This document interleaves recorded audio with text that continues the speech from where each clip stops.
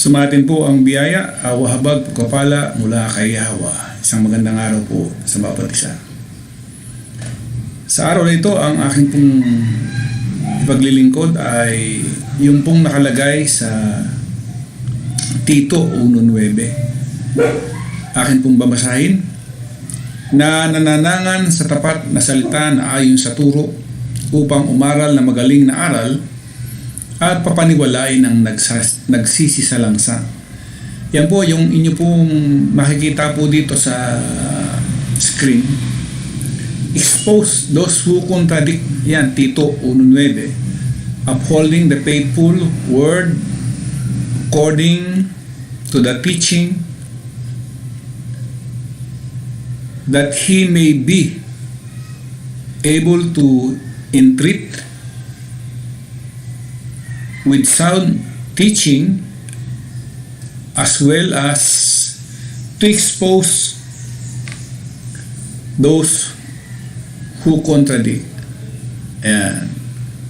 Kaya dito po dapat ihantad natin yung mga tao na sumasalangsang dun sa aral at saka sa turo. Hindi iniisip ko kasi nung iba na para bang naninira ka ng isang reliyon na hindi nila alam yung punot dulo. Kasi ang kalimitan ho sa reliyon ay na-brainwash na. Kumbaga sa lalagyan sa isang baso, apaw na ng aral at turo ng kanilang sekta o ng kanilang reliyon. Kaya hindi na nila matanggap yung mga bagay na nasusulat. Ayan, sinasabi ni Pablo kay Tito, sabi niya dito sa 2:1, ngunit magsalita ka ng mga bagay na naukol sa aral na magaling. Ayan. Ano ba yung mga aral na magaling? Naturalmente, yung mababasa natin. Hindi dapat po natin na kasi ang pananaw ng isang reliyon, pagka nakabasa o tinamaan sila, sabi nila pag-atake, paninira. Yan. Ang hindi nila alam, yung kanilang pinuno, sila yung nanira ng katotohanan nasa kasulatan. Sinira nila yung aral na magaling. At ang kanilang itinuro ay yung mga bagay na hindi mababasa. Kasi nga, aral nga ho ng kanilang puno. Ayan.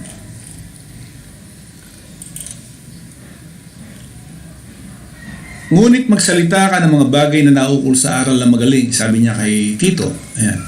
Kung ididiretso natin yung ating binasa sa Tito 1:9 sa GIS, sapagkat may maraming mga suwail na mapagsalita ng walang kabuluhan at mga magdaraya, lalong-lalo na yaong mga sa pagtutuli. O yung mga Hudyo, yung mga kung tawagin ho ay istrikto pagdating dun sa kautusan. Ayan. 11. Na kanilang mga bibig ay nararapat matikom mga taong nagsisipanggulo sa buong mga sangbahayan at nagtuturo ng mga bagay na di nararapat dahil sa mahalay na kapakinabangan. Yun yung sinasabi ko kanina na ang itinuturo nila ay yung kanilang turo, hindi yung magaling na aral. Nagtuturo sila ng hindi nararapat dahil sa mahalay na kapakinabangan. Ayan. Kaya makikita nyo halos lahat ng founder ng mga reliyon talagang napakayayaman.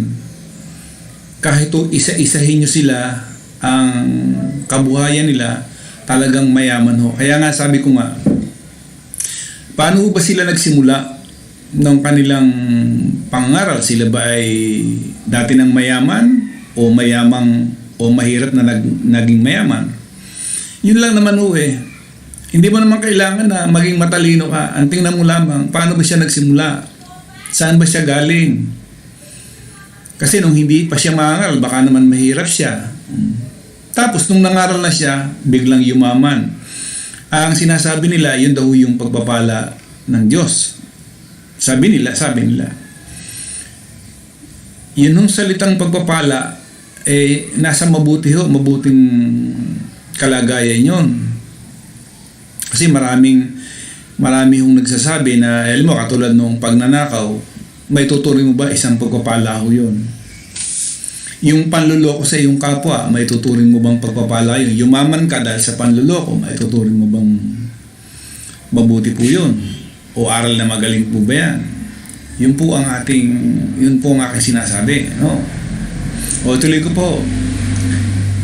1:12, sinabi ng isa sa kanila rin, isang propeta ang sarili nila, ang mga taga-Kreta kailanman ay mga sinungaling. Masasamang hayop, matatakaw ng mga tamad. Ang patotoong ito ay tunay. Dahil dito'y sawayin mong may kabagsikan sila upang magpakagaling sa pananampalataya. Ayun po, may utos si Pablo kay Tito. Sabi niya, dahil dito sawayin mong may kabagsikan sila. 1:14, na huwag mga kinig sa mga kata ng mga udyo at mga utos ng mga tao na nangasisinsay sa katotohanan. O tatanungin ko lamang po kayo, yung po bang inyong reliyon, yan po ba ay tama o sinsay sa katotohanan o mali? 15, sa malinis, ang lahat ng mga bagay ay malinis. Datapot sa nangahawa di nagsisampalataya ay walang anumang malinis, kundi pati ng kanilang pag-isip at kanilang budi ay pawang nangahawa. Sila'y nagpapanggap na nakikilala nila ang Diyos, ngunit ikinakaila sa pamamagitan ng kalamagawa palibasa mga malulupit at mga masuwayin at mga itinakwil sa bawat gawang mabuti. Ito po ba, nababasa po ba ninyo? Doon sa mga nagkukomento hinggil doon sa aking ginagawang pangaral. Kaya nga, nasabi rin ho ni Pablo yan, doon sa isang talata ng Galatia 4:16. Sabi niya, kaya nga ako bagay nagiging kaaway ninyo sa pagsasabi ko sa inyo ng katotohanan. Halimbawa, kung sabihin ko sa inyo yung katotohanan na wala kang mababasa na abuluyan ng every time na pagtitipon, yun ho yung katotohanan O bakit ho ba kayo nagagalit? Ba't ho ba kayo nagagalit nung sabihin ko na wala ka naman palang mababasa na abuluyan tuwing pagtitipon? Kasi nga nagagalit kayo, siguro dahil meron kayong pagtitipon o meron kayong abuluyan tuwing pagtitipon. Kaya kayo nagagalit. Ibig sabihin, baka humubawasan yung inyong kinikita, lalo na sa mga mangangaral. Nagagalit kayo doon sa sinasabi ko na yung ika po pala hindi naman pera. Nagagalit kayo dahil sinasabi ko na wala namang pasalamatang pera. Yun ho ang ikinagagalit ninyo. Kaya nga ho dito, ito, sinusunod ko lang naman ho yung sinabi ni Pablo kay Tito, expose those who contradict. Para makita natin, kasi kung hindi po natin i-expose ho yan, mananatili kayo dyan. Di ba? Mananatili kayong alipin ng inyong reliyon.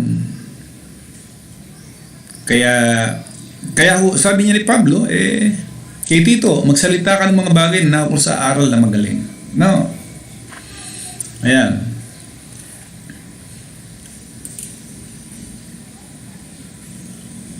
Dito lang makita natin, ilang ano lang po yan Pero nyo, sinabi niya ni Pablo kay Tito,